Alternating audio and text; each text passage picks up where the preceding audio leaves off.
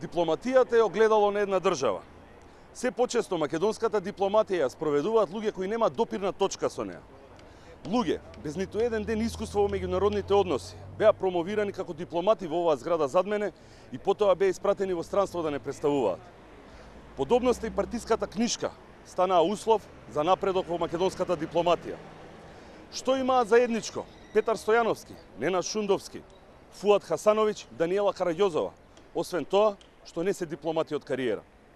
Перо Стојановски, кој беше испратен како амбасадор во Австралија, е еклатантен пример на модерната македонска дипломатија.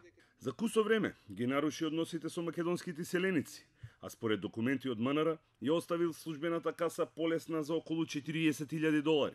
Врвот во неговата дипломатска кариера беше судскиот процес со неговата љубовница, која му го украде службениот лаптоп, па МНР мораше да ги менува безбедносните шифри и протоколи.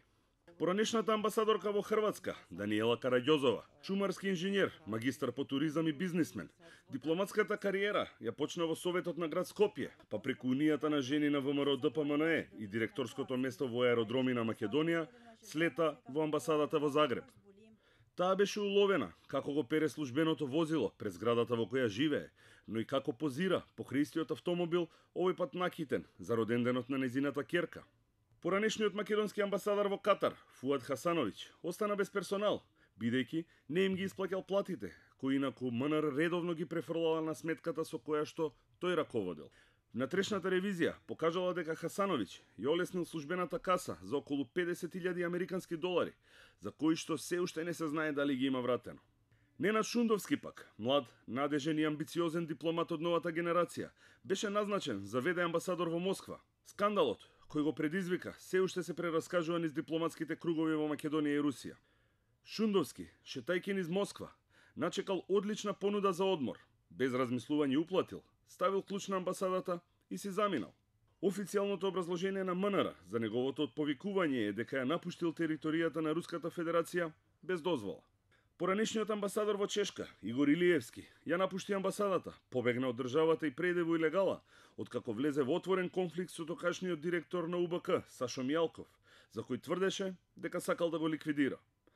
На ова му претходеше и скандалот со неговата сопруга, која го зема нивниот син и побегна од Прага.